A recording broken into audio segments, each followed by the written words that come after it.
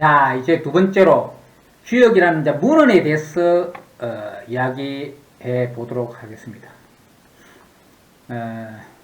조금 전에 쭉 이야기하는 것은 그 주역의 이제 기본 사상적인 측면에서 그 역이란 글자가 변화를 말하며 이 세상의 현상이 변한다 는 측면에서 그렇죠. 주역이라는 책은 변화의 원리를 말한다 하는 것인데 이제는 그 문헌화 된 어떤 이제는 주역으로서 그런 이제 주역이 문헌적으로는 어떤 이제 측면을 가지고 있는가 하는 것을 이야기하도록 하겠습니다.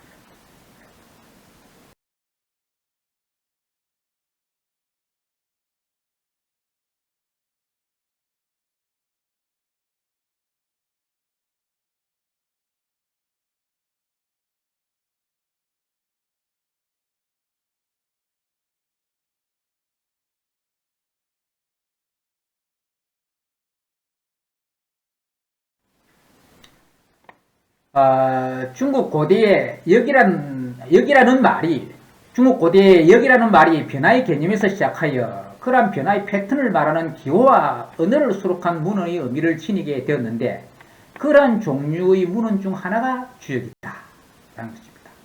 이런 취지는 이미 이제 이야기한 바가 있죠.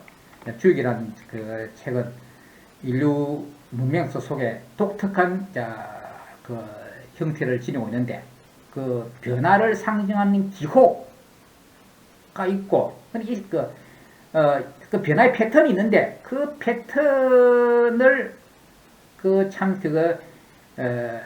일목요연하게 정리하는 그 기호 체계를 먼저 만듭니다. 그리고 그것을 갖다가 설명하는 그 암호의 언어를 거기다 붙입니다. 바로 이제 주역이라는 책은 바로 그러한 형태의 문헌인데 변화의 패턴을 말하는 기호와 언어를 수록한 문헌의 의미를 지니게 되었습니다.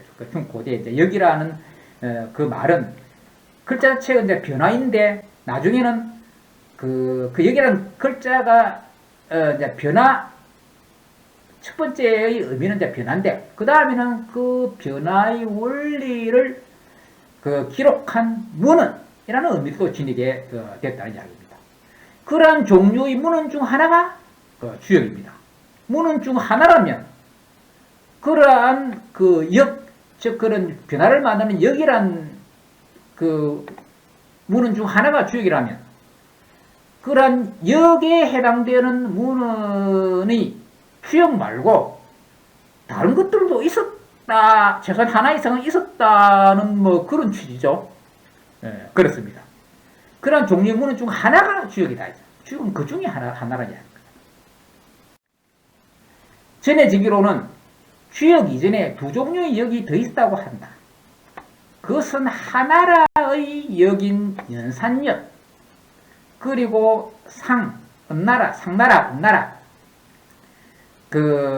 중국 고대 이전에 참 전설적인 훌륭한 임금의 시대가 있었는데 그것을 요순 시대라 하죠.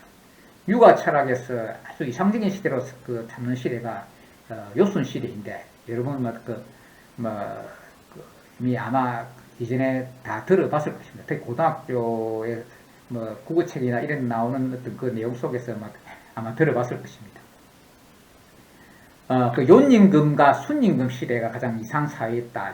그래 그 다음에 이제 하나라가 있게 됩니다. 요순 시대 다음에 하나라가 있게 되고 그 다음에는 상나라 또는 은나라. 자신들은 상나라라 그러는데 그 다음 이 왕조 다음에 주나라가 있게 되는데 주나라 사람들이 좀 약간 폄하해서 이야기해서 은나라라 이렇게 이제는 이야기해서 흔히 또 역사에서 은나라라고 많이 이야기를 합니다.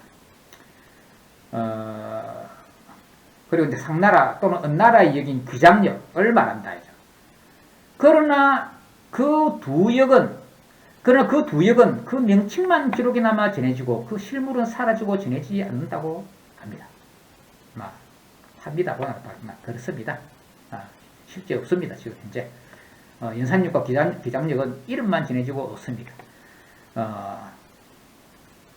그 이름과 실물이 같이 남아있는 것이 바로 그 주역입니다.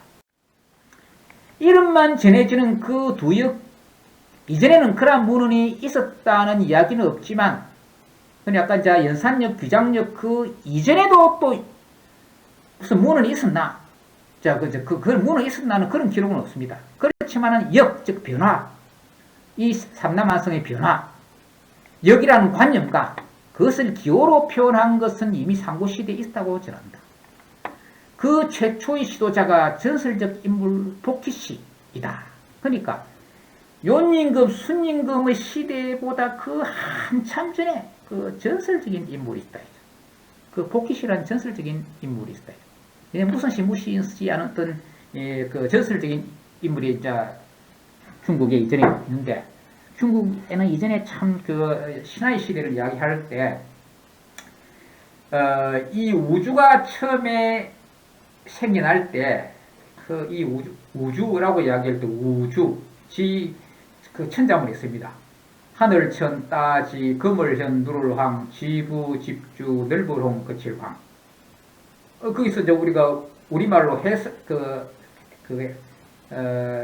있잖아, 음과 뜻을 다른 부분을 딱 빼고 나면 한자 자체로는 천지현황 우주홍황입니다. 천지는 현황, 금고 누르고, 즉 하늘은 금고 땅은 누르다 이야기입니다. 우주홍황, 우주는 넓고 거칠다 하는 그 이야기입니다. 그리고 우주, 그러니까 이전에 이제 소박한 그 당시 연단은 좀 그 자연학적인 그런 어떤 관점으로는 이제 천지, 우주는 곧 천지다 하는 그런 이야기입니다.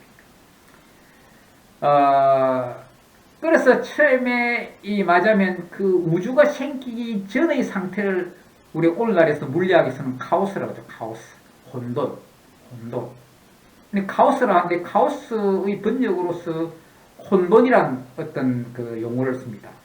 그 혼돈이라고 한자로 이렇게 번역하게 되는데, 서양말 카오스, 케이오스를 한자 문학글에서 혼돈이라 번역하는데, 그 도가 문헌인 장자에 보면 그 혼돈이 나옵니다.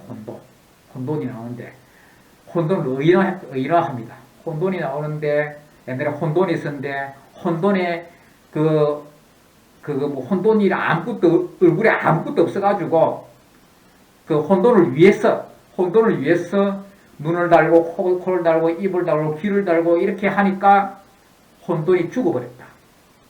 이제 신화를 갖다 아주 의인화시켜서 표현합니다.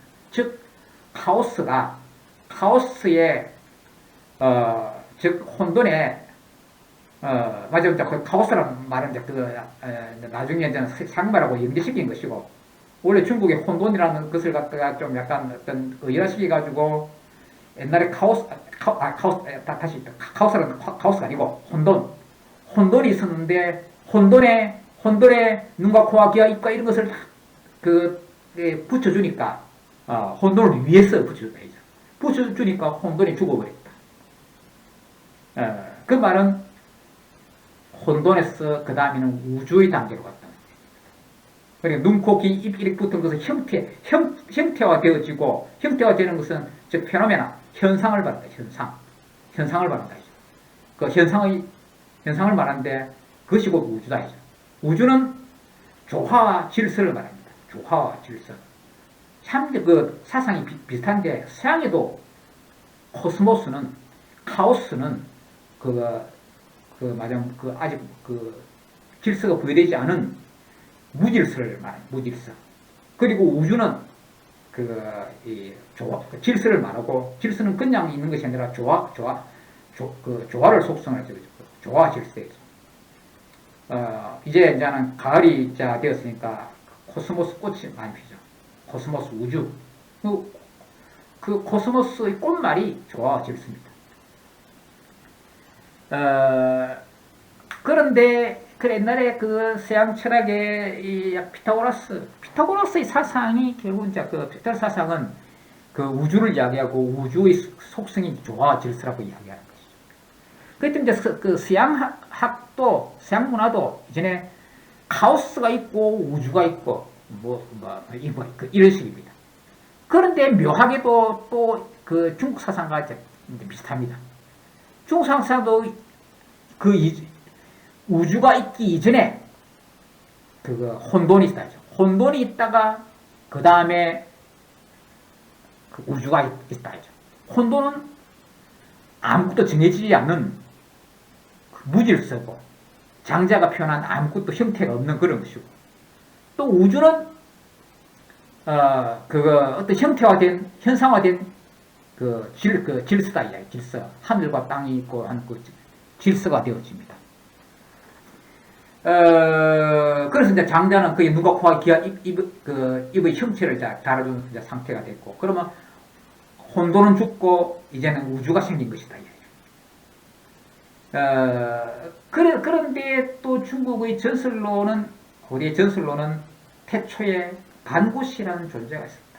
반고시. 반고시라는 존재가 있었는데, 반고시라는 거인이 있었다. 거인.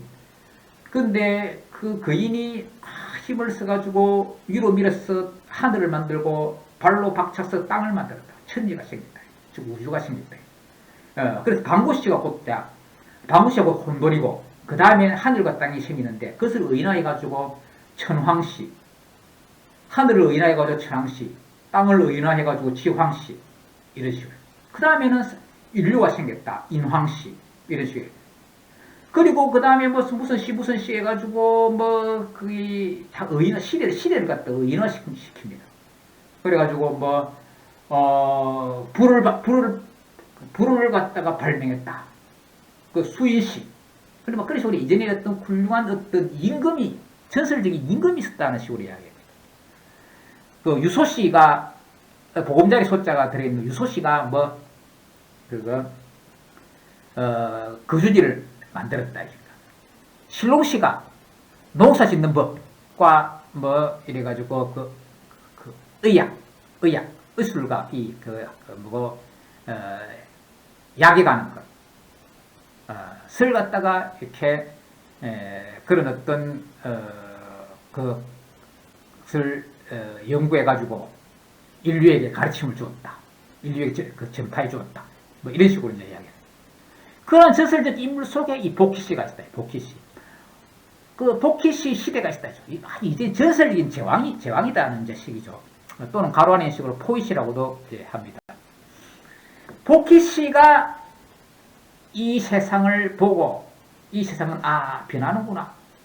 변하는데 이 변화의 원리를 갖다가 딱 캐치를 딱 해가지고, 자, 이것을 패턴화하자. 패턴화 해가지고 이 변화의 패턴을 기호로 만들자 라고 생각했다. 그것이 최초의 역이다 하는 이야기입니다. 복희씨는 위로 천문을 보고 아래로 지리를 살피며, 이 천문 지리 할 때 천문, 우리가 원래 천문학 지리학이라 하는 그 용어, 그 서양학문 용어도 있고, 동양에도 이전에 천문지리 이렇게 그 용어가 있을 뿐만 아니라 거기에 해당되는 그 학문이 있었죠. 그런데 또 특히 서양 학문이 이제는 그 19세기에 들어와가지고 그 일본인들이 이제 번역을 할 때 이 주역에 나오는 말 가지고 천문학, 지리학 이런 식으로 갖다 붙였습니다. 주역에서 유래된 그 학문 용어가 이 외에도 이제 많은데, 이제 주로 일본인들이 많이 만들었죠. 형이상이란 말도 천문학, 지리학, 형이상 이런 말은 천문지리란 말, 형이상이란 말이 주역이란 텍스트를 최초로 해석한 나중에 개사전이라는 것이 이제 나중에 나오게 됩니다. 거기에 이 천문과 지리, 형이상이라는 용어가 있습니다. 그것을 가지고 그 일본인들이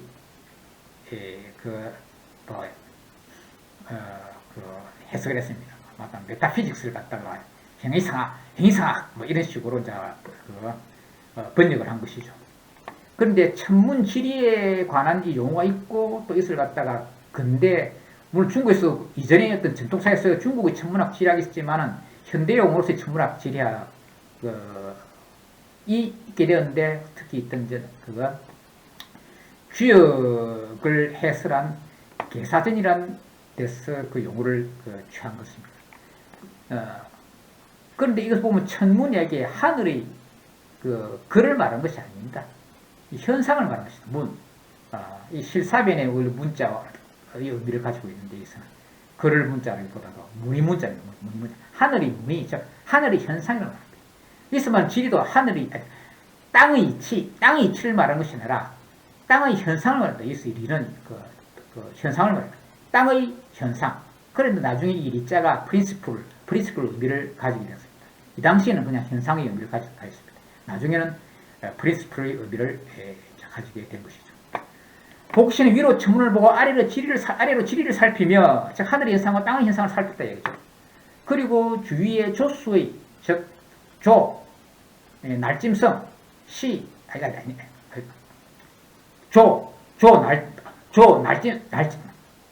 날짐성 네발달림 길짐성 조는 두발 달린 날짐승, 수는 네발 달린 길짐승, 이제 조수. 조라 이야기해도 세금자 금이라고 이야기했는데, 그래서 세금자 금자 써가지고 금수라고 이야기해요. 숫자는 그대로 쓰고, 조수 또는 금수 이런 표현을 쓰죠. 우리 좀 약간, 인간 이하의 인간을, 인간 이하의 인간을 갖다 짐승 같은 놈, 그 짐승보다 더 못한 인간을 짐승보다 못한 놈이라는데, 한자어로는 짐승을 갖다 금수라 한 거예요. 이 금수보다 못한 놈, 이런 식으로 옛날에 전통사에서는 그렇게 이야기를 했죠. 조수의 무늬와 땅의 마땅한 상태를 보고 또 가까이는 몸에서 멀리는 또 가까이는 몸에서 멀리는 현상세계의 사물에 취하여 그러한 이미지로부터 처음으로 변화의 패턴을 지칭하는 범주인 8개의 괴, 즉 3줄로 만들어진 8괴를 만들어서 신묘하고 밝은 덕을 통하면서 현상세계의 만물을 분류하였다고 전해진다. 복시가 이 현상을 갖다가 보고 그것을 통찰해서 현상을 맞으면 경험적으로 귀납했다. 논리로 보면 귀납 추리죠. 귀납 추리를 해가지고 일반화시킨 어떤 패턴을 만들었다. 그 패턴을 만들어서 그것을 기호화하였는데 그 최초의 기호가 8괴였다. 라고 이렇게 전해집니다. 그렇기 때문에 문헌화된 역이 있기 전에 그 역이라는 사상이 있었다. 그것이 이제 복시가 만들었다. 라고 이야기 되어지는 것이죠. 당시 상대적으로 소박했던 그 시대 세월에는 만물을 8괴라는 정도의 범주로 분류해도 충분하였고 그것은 언어화하지 않고 기호만으로도 표현 가능했지만 이후 세상이 복잡해져서 그 범주를 더 세분할 필요가 있어 8괴를 거듭만나게 하여 8 곱하기 8은 64, 864가 864가 지의. 그러니까 8 곱하기 8은 64 시된다 이제. 8 곱하기 8은 64가지. 8 곱하기 8은 64가지가 되는데 8 곱하기 8은 64가지의 범주를 만들었다고 한다. 그래서 만들어진 것이 64개의 기호라고 한다. 즉 역시 괴라는 용어를 그대로 쓰면서 8괴라는 그 경우의 수, 우리 수학에서 그 경우의 수 얘기하는데 한쪽 일렬에 8개의 경우의 수가 있고 또 한쪽 일렬에 8개의 경우의 수가 있어가지고 양쪽을 갖다가 번갈아 거듭만나게 하면 우리 경우의 수는 8, 8, 64, 64가 되겠죠. 이 수학적으로 이렇게 논리적으로 나오는 그 결과죠. 8개의 괴, 8개의 기호를 갖다 똑같은 8개의 기호를 갖다가 거듭 만나게 하면 그 경우의 수는 수학적으로 8, 8, 64가 되는 것이죠. 이런 수학에서 다 배웠죠. 경우의 수가 64가지죠. 이렇게 64기를 만든 이는 상나라 말기, 아까 한나라 다음에 상나라 말기 그 마지막 임금인 주왕, 아주 폭군이라고 이제 우리가 전해지는 고대의 대표적인 폭군하면 거랑과 주왕, 한나라 마지막 임금 거랑, 상나라 즉 은나라 마지막 임금 한나라 마지막 임금 거랑, 한나라 마지막 임금 거랑, 상나라 즉 은나라 마지막 임금 주왕을 어떤 대표적인 폭군으로 칩니다. 그래서 두 사람 붙여 글주 이런 식으로 이야기합니다. 상나라 말기 그 마지막 임금인 주왕, 이 폭군 주왕이 박해를 받던 주나라 문왕이라고 한다.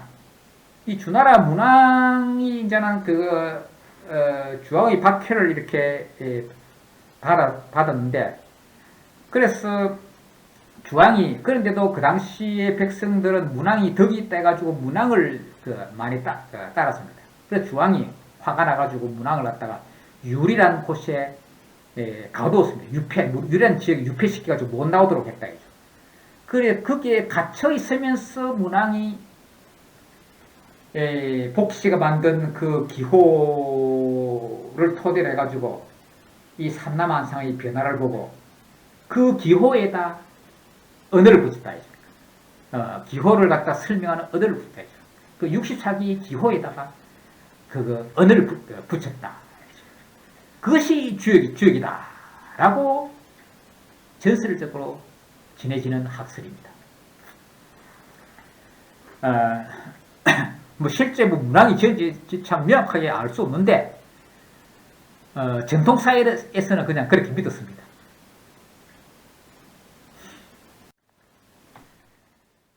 또 64개의 각각은, 그러니까 앞에 이제 석줄짜리, 여술줄짜리 이런 것은 지금은 여러분 이렇게 해서 잘 모르겠는데 나중에 이제 구체적으로 이제 이야기 될 것이고, 지금 단계에서는 그냥 이렇다는 것만 이야기합니다.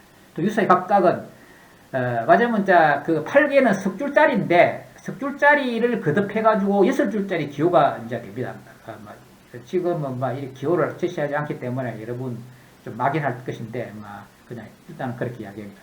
6줄로 만들어져 있고, 석줄짜리를 거듭 만나기 위해서 6줄에 이제 되는 것입니다. 나중에 나옵니다.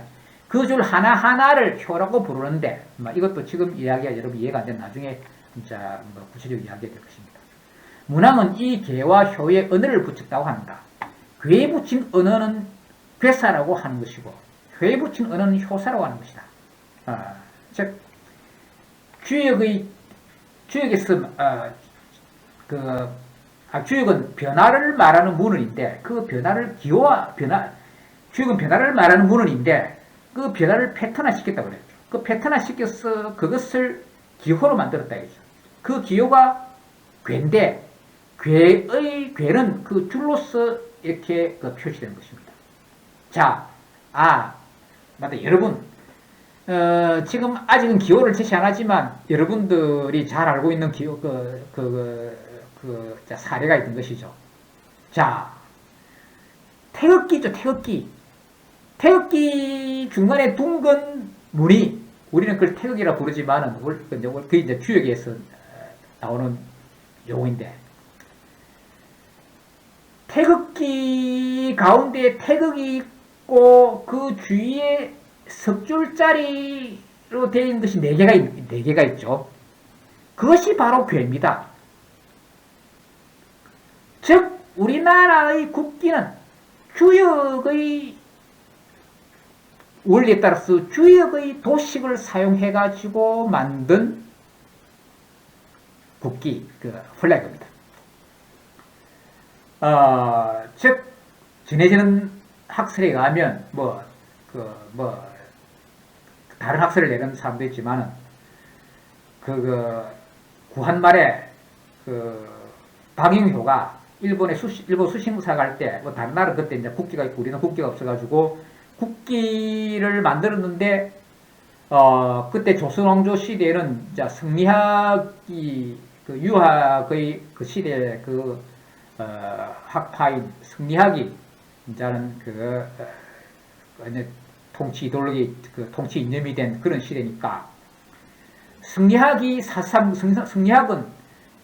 주자가 분류한 사서삼경을 가장 어떤 중요한 그 경전으로 자 했던 것이죠.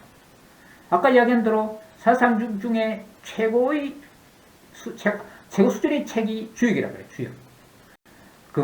그래서 박형원은 그 주역의 도식인 그 태극과 그 괴를 가지고 국기를 만들어서 일본의 그 당시에 대한제국의 상징으로 가지고 왔다. 자, 가져왔다 왔다는 이야기죠. 초기에, 그러니까, 우리가 이제 태극기에는 주위에 여러분 이제 그 사괴라고 하죠, 사괴. 원래는 아까 앞에 이야기했던 8개다, 8개. 8개의 석줄자리가 8개로 쭉 둘러싸가 있는데, 또 초기에는, 맞아, 박용호가 그 주역의 도식을 그대로 사용했다. 그러니까 나중에는 그 중에 이제 복잡하기 때문에 그 대표적인 4개, 근곤감리, 바로 그 교의 이름입니다. 나중에 이제 이 주역에서, 이제 그 진짜 그 주역에서, 그것이 주의 교라면서 나중에 이제 알게 될 것인데, 근곤감리, 근계, 공계, 감계, 리계만, 이제는 빼가지고, 이제 4개만을 이제는 써가지고, 이제 우리가 오늘날까지 사용하는, 태극기가 되었다는 이야기입니다. 그 때문에 우리나라 사람이 주역을 모르면 웃기는 일이죠. 따지고 보면 태극기 들고 막 이게 이게 국경일 날리 달고 무슨 국가 의식에서 사용하고 이전에 2002년도 월드컵에서 그 태극기를 막 들고 이렇게 휘두르면서 응원하고 그렇게 하는데 그 태극기가 주역에서 유래됐다는 것을 모르면 참으로 참 아이러니하고 웃기는 일입니다. 바로 그것이 주역의 도시. 그 사방에 있는 것이 바로 괴입니다. 괴. 원래 8개인데 빼고 이제 4개만 쓰는데 석줄짜리죠. 석줄짜리. 그리고 태극이라고 중간인데 음이라고 했으면 태극이 아니고 중간에 나중에 또 나오게 될 음과 양입니다. 음양입니다. 음자. 위에 빨간 거는 그 양을 상징하고 밑에 이제 파란 거는 음을 상징하는데 원래 그 주역에서 말할 때 태극은 현상 이전에 그 원리 세계를 말하는 것이기 때문에 이 원리 세계는 기독교로 치면 어떤 그 신의 영역과 같은 종교적으로는 그렇고 철학적으로는 그냥 그 원리 세계이기 때문에 원리 세계는 말로 표현할 수 없고 아니 일단 형상화되어지지 않는 것이다. 형상 이전의 그 세계고 그 주역에서 말하는 형 이상의 세계다. 형체 이전의 세계. 그것이 도의 세계. 그렇기 때문에 인식이 되어지지 않고 그렇기 때문에 언어로 표현할 수 없다. 노자에서 천벌이에 도를 돌아갈 수 있는 것은 진정한 도가 아니다. 저 해가지고 도는 언어로 표현할 수 없다. 라고 이야기할 때 그 원리를 말하는 것이기 때문에 엄밀한 의미에서 태극은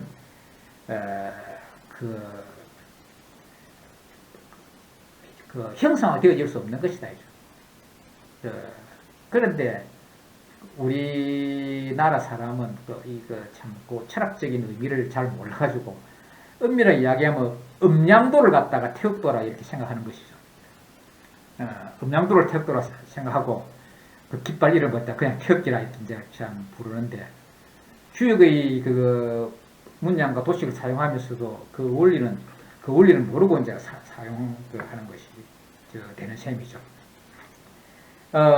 그 괴, 8괴는 석줄짜리인데 그 8개 석줄짜리를 두 번 만나게 하면 6줄짜리가 되는 것이고 그러면 경우의 수가 64가지가 된다는 이야기입니다. 거기에다가 언어를 붙인 것이 괴에 붙이는 괴사 그리고 줄 하나를 효라 부르는데 그 하나하나에 붙인 언어를 갖다가 효사라고 한다는 이야기입니다. 구체적인 것은 나중에 나오게 될 것입니다.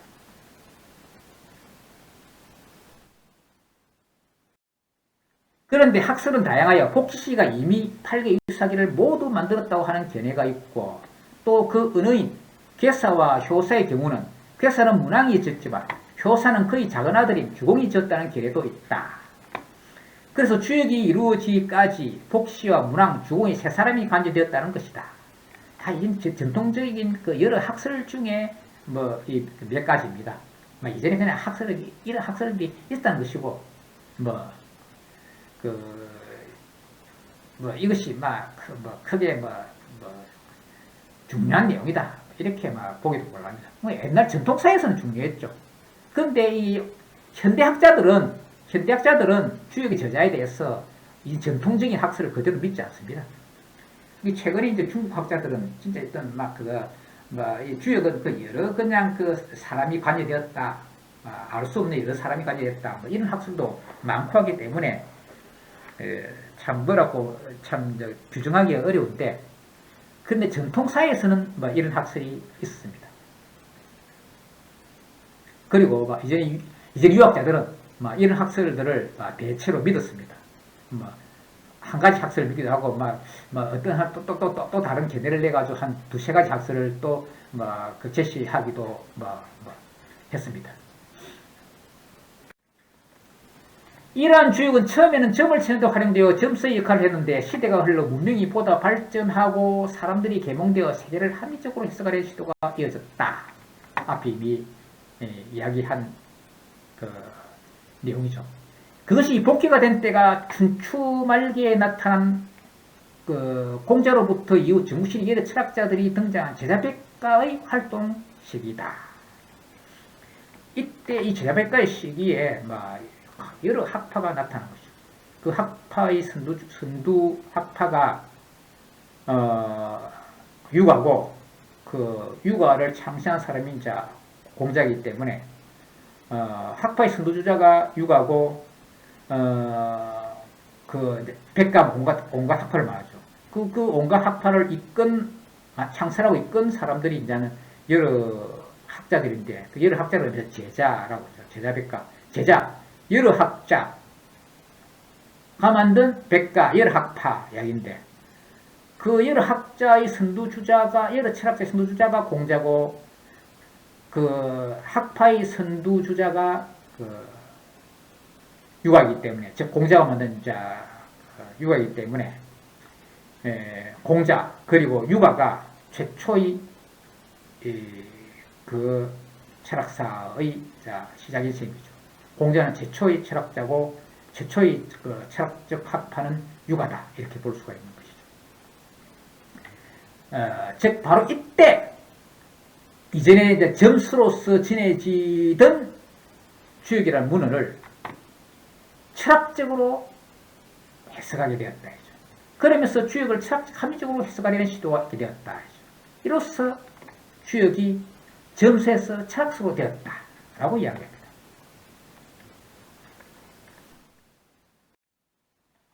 공자는 이전부터 전해오던 주역이라는 문헌의 종교성을 배제하고 그것을 철학적 합리적으로 해석하였고, 전통적 견해로는 그렇게 이루어진 것이 십익 또는 역전이라는 최초의 주역 해석서라고 한다. 여기 십익이라는 말이에요. 십익. 십익은 10개의 날개라는 의미다. 여기 익자가 10자, 익, 날개 익자입니다. 윙, 십익, 윙즈가 윙즈. 십익은 10개의 날개라는 의미다. 날개는 새가 나는 것을 돕는 것이므로 주역의 의미를 이해하도록 돕는 10가지 해석서라는 것이다. 이로 인해 그 주역이 점수에서 철학서로 되게 되었다고 한다는 것입니다.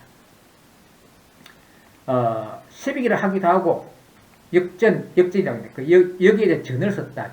이 전이란, 이전의 전이란 말은 우리가 홍길동전, 춘향전 할 적에 전은 그냥 어떤 그 소설을 이야기하게 되니까 소설체를 이야기하는 것이죠. 어떤 인물들에 대해 가지고 등장인물에 대해서 쭉 이야기를 구성한 그런 것을 전이라고 이렇게 하는데, 그런데 이제 원래는 원래는 어쨌든 간에 이제 저는 우리가 일상적으로는 대중들이 많이 알고 있는 그 전의 의미로는 소설, 어떤 인물에 대해서 이야기를 적은 그 소설을 말하는 것인데, 그런데 또 그 이전에 또 인물에 대해서 이야기하는 것은 역사 속의 인물들이죠. 그 역사 속의 그 인물들인데, 이전에 역사책 속에 어떤 그 여러 가지 그 사건들 중심으로 쓴 거 말고, 그 중에 인물 중심으로 쓴 그런 역사 그 스타일도, 그런 문체도 있습니다. 그것을 또 전이라고 하는데, 대표적으로 사마틴이 쓴 사기 하면, 그 사기 속에 뭐 여러 그 정치적인 어떤 뭐 내용이나 이런 문화적인 내용을 쭉 그런 주제별로 이렇게 사마틴이 적기도 했지만, 인물로 적은 것이 있는데, 그 여러 인물들에 대해서 적었다 해가지고, 여러 인물들 그 나열한 그 해가지고 그 열전이라고 합니다. 그래서 사기의 열전 부분이 있습니다. 열전. 그 열전은 여러 인물들에 대해서 쓴 것인데, 각각의 인물에 대한 공자에 대해서, 공자의 자가 중리되면 중리전, 이런 식으로, 그래서 인물에 대해서 쓴, 소설에서 전 말고, 역사에서 말할 때, 역사적 인물에 대해서 그 일대기를 적은 그런 문체를 갖다 전이라 하기도 합니다. 그런데 그거 말고, 예전에 어떤 중요한 문헌인 경전에 대해서 그 해설서가 있게 되는데, 그 해설서에 대한 어떤 그 거래 스타일을 갖다가 그 문체를 또 역시 전이라 하게 됐습니다. 그래서 역전이라 하면 즉 주역에 대해서 선 해석이다, 주역에 대한 해석이다 하는 그런 의미가 되어집니다. 그 역전은 주역이란 문헌에 대한 해석, 커멘터리즈 라는 이야기입니다. 그래서 주역이 있고 그 역전이 있다. 그래서 한편으로는 시비기를 하기도 하고, 한편은 역전이라고 하기도 한다. 이런 쭉쭉 이렇게 그렇게 이루어진, 전통적 기대로는 그렇게 이루어진 것이 시비 또는 역전이라는 최초의 주역 해석서라고 한다. 시비는 10개의 날개라는 의미다. 날개는 세간을 돕는 것이 뭐로 주역의 의미를 이해하도록 돕는 10가지 해석이라는 것이다. 라고 조금 전에 쭉 읽었죠. 이로 인해 주역이 전체 철학서로 되겠다고 한다라고도 이야기했습니다. 다음이 그 10가지이다. 그래서 우리 다음 장면에서 그 10가지를 보도록 하겠습니다. 자, 이것도 사실 여러분들한테는 좀 어려운 것인데, 이렇다는 것만, 이런 어떤 말만 한번 보도록 하겠습니다. 자, 전체적으로 그 10개인데, 1, 단전인데, 상하로 구성됐기 때문에, 하나씩 쳐가지고 1, 2, 상하로 쳐가지고 3, 4, 계사전 상하로 쳐가지고 5, 6, 그 다음에 그냥 단독으로는 문헌전, 설계전, 서계전, 잡계전, 이런 내용들이 있다. 는 이야기입니다. 일단 이 정도는 여러분들이 다 이런 것이 있다 하는 그 명칭 정도만 알면 됩니다.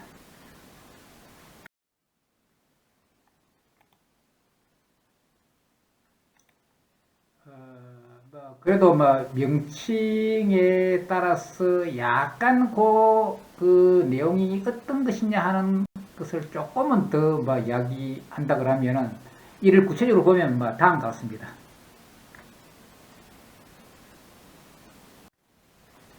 1. 단전은 단은 단과 같은 뜻. 이 단자는 우리가 끈을 단자 이야기했는데, 우리가 판단이라고 이야기할 때 이 단자를 쓰죠. 판단. 이 단은 그 판단의 뜻, 판단. 단정이라고 할 때 이 단. 단은 단과 같은 뜻.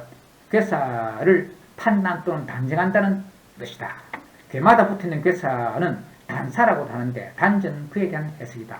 이 단사란 말이 그 판단의 말이다. 어떤 특정 현상을 기호하고 그 기호에 대해서 판단하는 말이다 하는 이야기죠. 그리고 단전은 그에 대한 해석이다. 전이란 말은 그 이제 해석이라는 그 이야기라고 그랬죠. 그 다음에 3. 상전. 상은 본뜬다는 뜻. 이 코끼리 상자 의미했지만 우리 현상이랄 때 이 상이라서 쓰죠. 그 이미지, 즉 이미지의 이제 의미가 되는 것이다. 어떤 그 이미지를 그래서 본뜬다 하는 그 이야기죠. 그 형상이죠, 형상. 이 코끼리 상자라고 이야기하는 것은 원래 뭐 이런 뭐 해석도 있습니다. 원래 코끼리 이 한자를 만든 그 문화권에 쓰는 그래서 옛날에 중국에 코끼리가 없었는데 저 코끼리가 있는 따뜻한 남독 지방 코끼리가 있다는 말을 전에 듣고 상상으로 이렇게 만든다 해가지고 이란 글자가 생겼다. 뭐 이렇게 우리가 그 상상, 이미지네이션, 상상이라고 할 때 여기 이 상자도 또 여기 또 확장해서 사람인자 붙이는 글자도 생기도 뭐 그런 식으로 이야기하죠.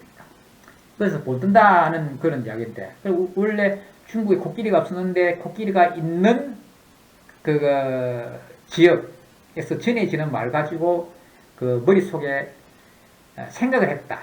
그래서 본뜬다 하는 그런 학설이 있습니다.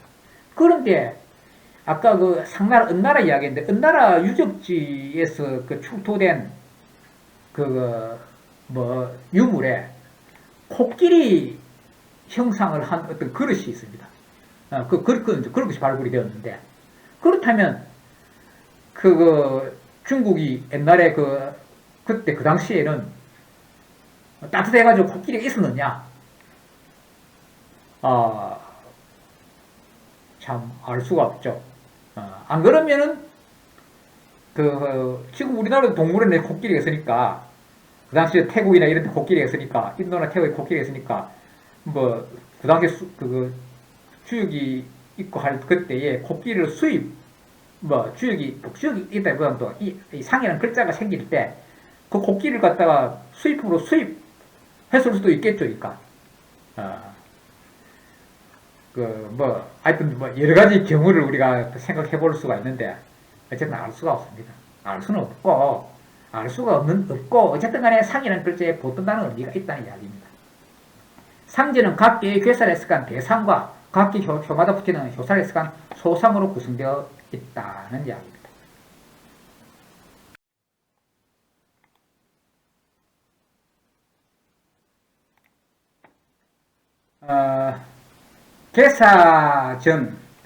계산의 계는 묻는다는 뜻입니다.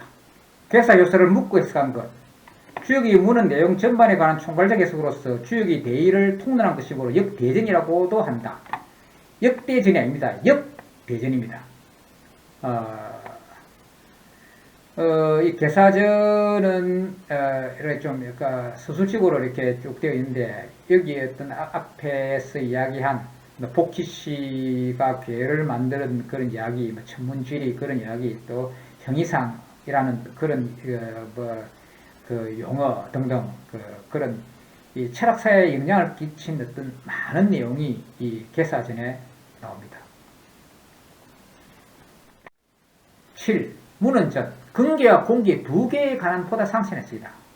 근계, 공계. 지금 구체적으로 이야기를 안 하겠지만 공계가 이제 대표적인 괴인데 그 대표적인 괴인 근계 공계를 상세하게 해석한 부분인데 그것이 문헌전이다. 7. 문헌전은 근계와 공계 두 개에 관한 보다 상세한 해석이다. 그 다음에 8. 설계전. 설계전은 괴를 설명한다는 말입니다. 8개의 성질, 방위 및 그 상징하는 의와 8개를 그 구성요소라는 중개인 위사계의 유래를 해석합니다. 상징, 바로 이 상이라는 글자겠죠. 괴가 상징하는 것. 그 때문에 이 주역을 말하는 어떤 그 역학에 이 상이라는 이 글자가 아주 중요한 글자이고 이 해당되는 개념, 용어가 중요하게 등장하게 되는데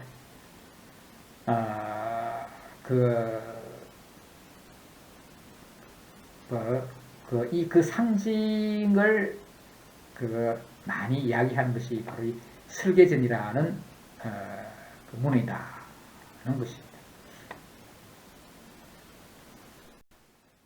서계전은 그런 상징을 주로 이야기하는 문헌입니다.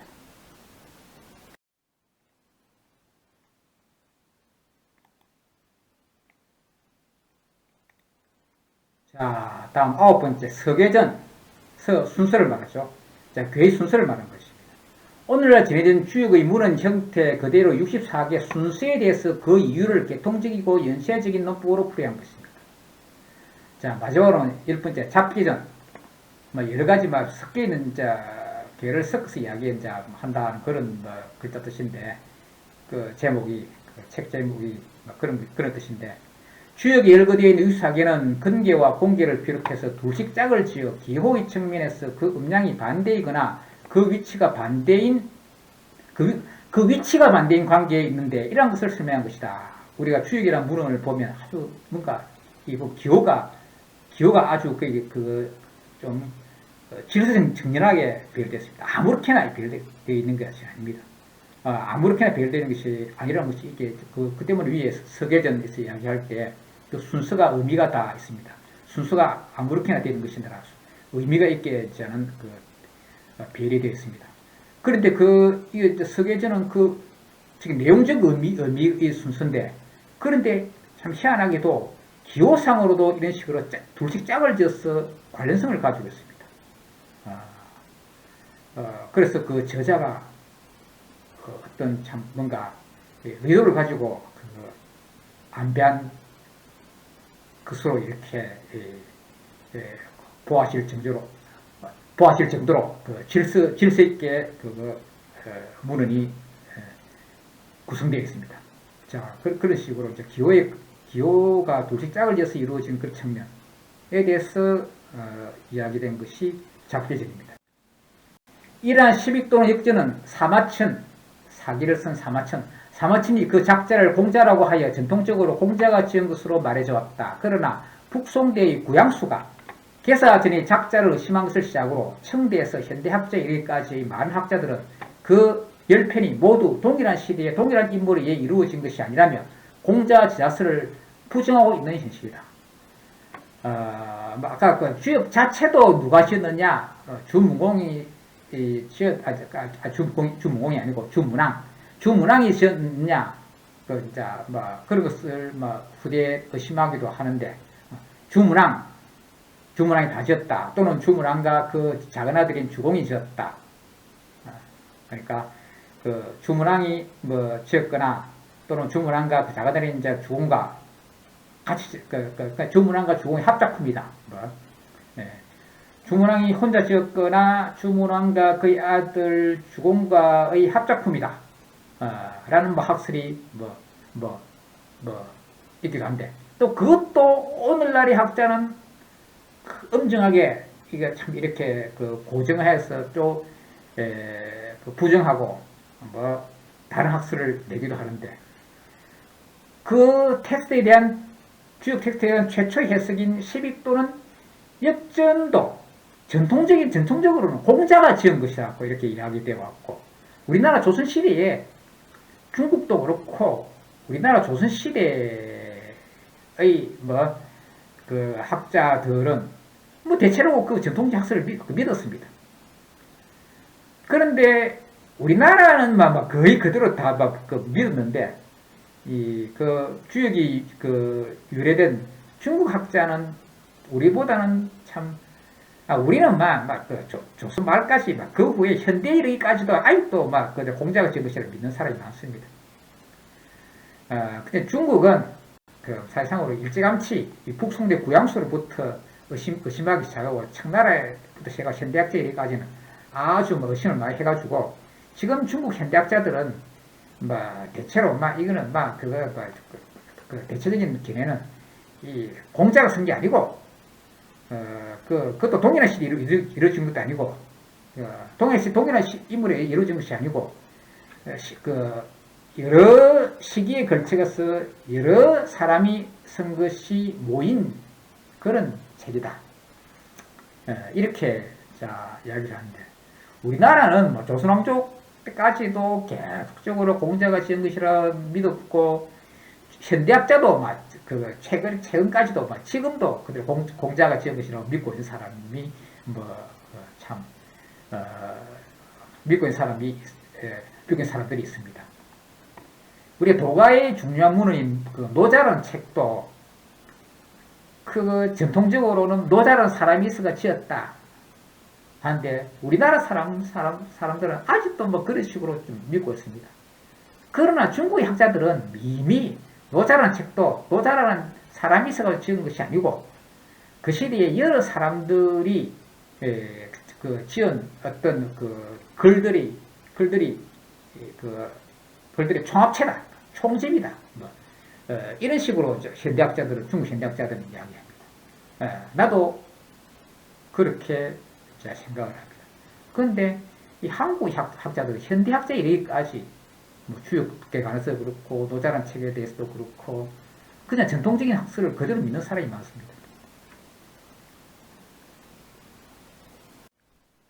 또 원래 주역이란 당연히 이 10이 있기 전에 개와 효 및 괴사, 효사만을 이루는 말이었지만 이후 10의 가치를 높이게 되어 이 부분까지도 주역에 포함시켜 부르게 되었다. 그리고 주역을 일명 역경이라고도 하지만 현대 중국학자들은 10익을 뺀 원래 주역을 역경이라고 부르고 10익을 역전이라고 부르므로 그 명칭에도 차이가 있는 점이 있다는 것입니다.